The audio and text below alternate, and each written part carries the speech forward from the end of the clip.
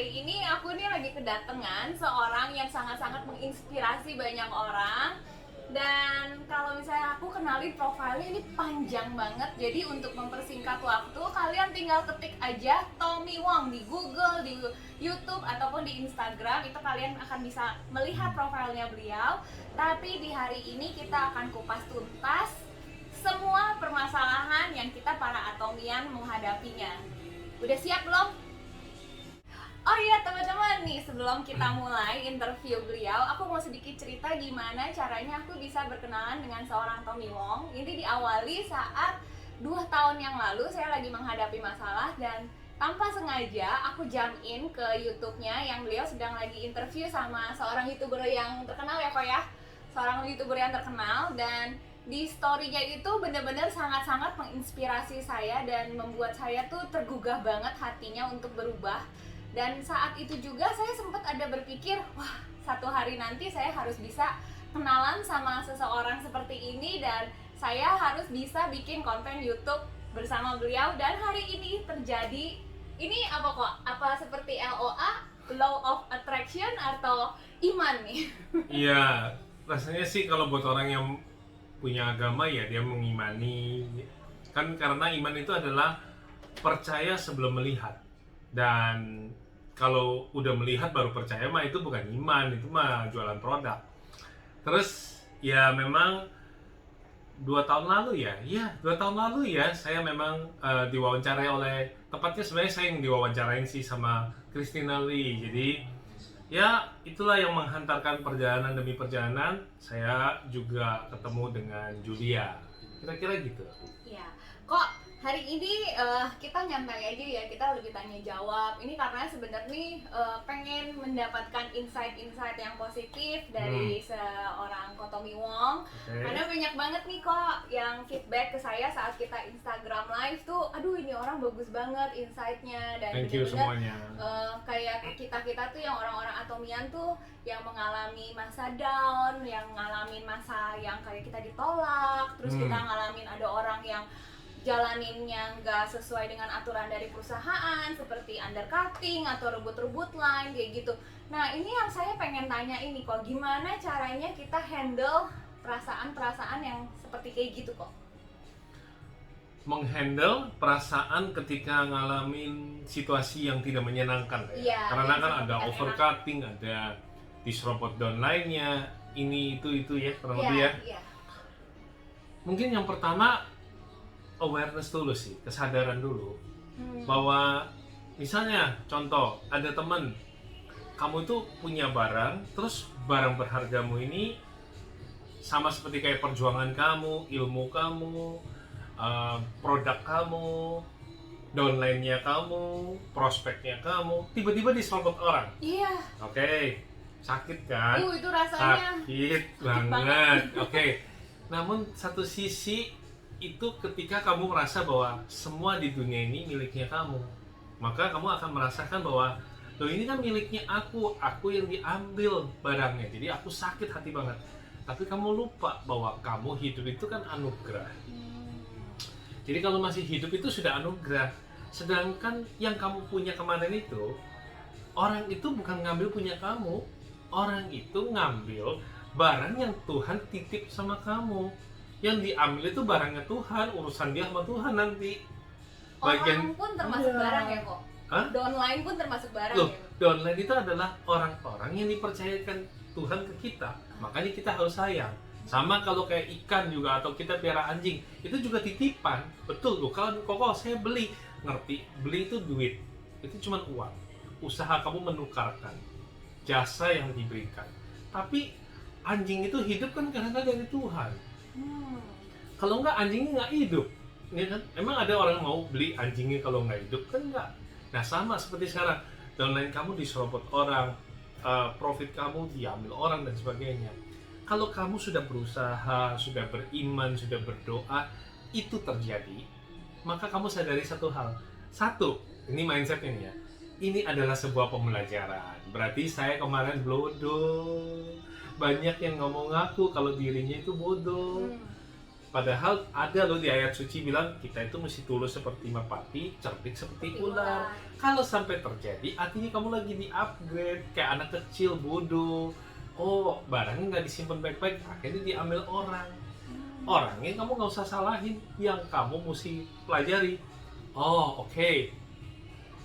Sekarang aku tahu, lain kali aku akan nyimpan lebih baik. Sekarang aku tahu, lain kali kalau aku naruh. Yang kedua, semua itu kan adalah titipan Tuhan. Ya, artinya kamu harus ikhlas bahwa kamu tuh akan dapat yang lebih baik lagi. Tuhan kan nitip. Kalau kamu dititip level 1, terus sekarang level 1 ini diambil sama orang lain, maka kamu kan kosong. Tuhan lihat kapasitas hatimu baik. Kira-kira kalau orang yang baik bakalan dikasih lebih bagus lagi nggak sih? Kalau kamu punya 2 anak nih, kakaknya kamu kasih barang, dirampas sama adiknya, ya kan? Tapi kamu lihat kakaknya bilang nggak apa-apa deh, ambil ini buat kamu. Kira-kira anak yang seperti ini kamu nggak mau kasih yang lebih bagus nggak? Terharu banget sih, bisa Yes, langsung itu ngegantiin yang dia. lebih bagus lagi Itu sih daripada dia dikasih. yang 2 tahun lalu Koko bilang sama Christina Lee, sama seperti sekarang Koko sampaikan kepada teman-teman semua, bahwa kita itu harus bisa membuat Tuhan terharu. Kalau orang tua aja terharu lihat ini ada anak yang seperti itu, apalagi Tuhanmu. Pasti Tuhan sayang sama kamu. Kan dia tahu kamu nggak salah, kamu diambil. Itu barang yang diambil itu cuma level 1. Kamu tuh mau dikasih level 2, mau nggak? Kalau kamu tuh sekarang punya barang nih, itu baru tahapannya level 1. Itu aja udah nikmat banget. Diambil orang. Tuhan mau kasih kamu level 2, kamu mau nggak? Mau sih. Nah iya, berarti kamu apa? Mesti ikhlasin yang level 1. Jadi berkat buat orang lain. Si Koko ngasih ke adek, nih ambil. Nggak apa-apa dek. Koko nggak punya dulu nggak apa-apa, karena Koko yakin Mama atau Papa Koko akan ngasih Koko. Gitu, punya keiman. Kok ini Iya kan kan, kalau bener kan? Ini kan- baru dasar loh. Iya. Baru mindset dasarnya nih. Heeh. Jadi jangan merasa bahwa semua di dunia ini adalah kepemilikanku. Ketika kamu mengattach, mungkin di poin nomor 3 ini, kalau tadi kan Koko balikin kesadaran kemudian Tuhan. Kata orang, ya Koko emangnya pendeta atau ustadz ngomongin Tuhan terus? Ya oke. Penerapannya Koko, nih saya kasih satu. Penerapannya sebenarnya di dunia ini, teman-teman logika nih mikir ya, yang namanya keterikatan dan tekanan batin bukan pada saat kamu itu nggak punya apa-apa.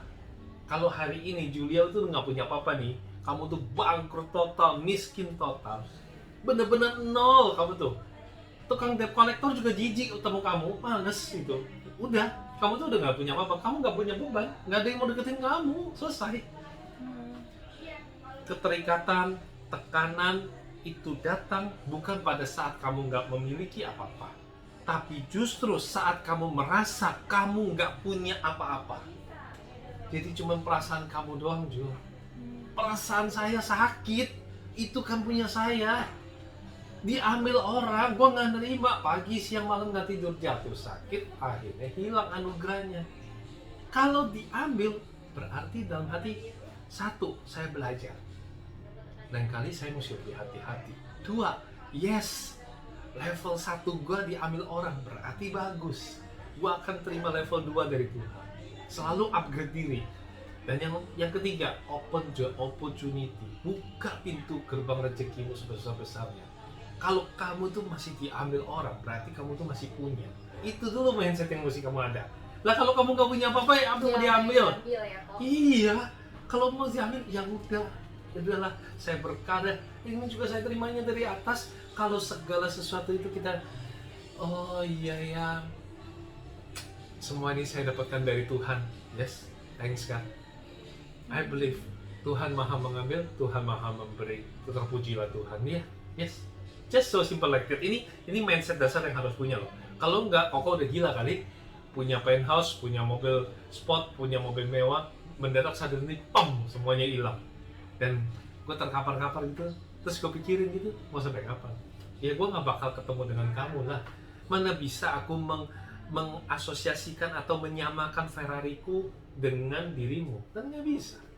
Betapa berharganya dirimu dibanding satu Ferrari itu. Betul, waktu beberapa waktu yang lalu aku kehilangan semuanya. Mobil mewah, Mercy hilang. Tapi itu benda yang aku bisa beli lagi. Tapi orang seperti kamu, teman-teman dalam hidup, punya keluarga, kan ada orang tua orang suka marah loh, orang tua saya miskin, orang tua saya petani.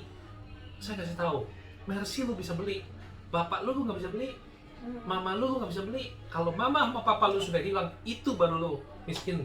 Itu baru lu miskin. Tapi kalau masih punya bapak, masih punya emak, masih punya orang-orang yang mencintai kamu, masih punya orang-orang yang percaya kamu, itu hartamu. Jadi jangan miskinin mental, harus bisa syukuri bahwa aku ini dikasih anugerah, yaitu hidup. Kalau aku masih hidup, aku berhak seperti Julia, 2 tahun lagi aku akan YouTube. Dan Benar-benar terjadi. terjadi. Iya. Berarti 2 tahun lagi dari sekarang, aku akan apa aja, silakan diisi daftarnya Yes. yang baik-baik. Ya. Banyak kan nggak mau ngisi, bahkan nulis aja nggak mau. Nih, Julia tuh masih diisi semua. Karena apa yang kita tuliskan itu akan kita ukirkan di otak. Iya. Tapi kalau cuma dipikir-pikir itu namanya angan-angan. Iya. Oke, ini kurang lebih sudah ya 15 menit pertama ya. Jadi kalau buat teman-teman yang merasa bahwa wah kontennya Julia ini bagus banget, Anda boleh kasih komen. Ini memang perdana awal ya. Kotomi memberikan support dari semua pengalaman perjalanan saya 20 tahun sebagai pebisnis.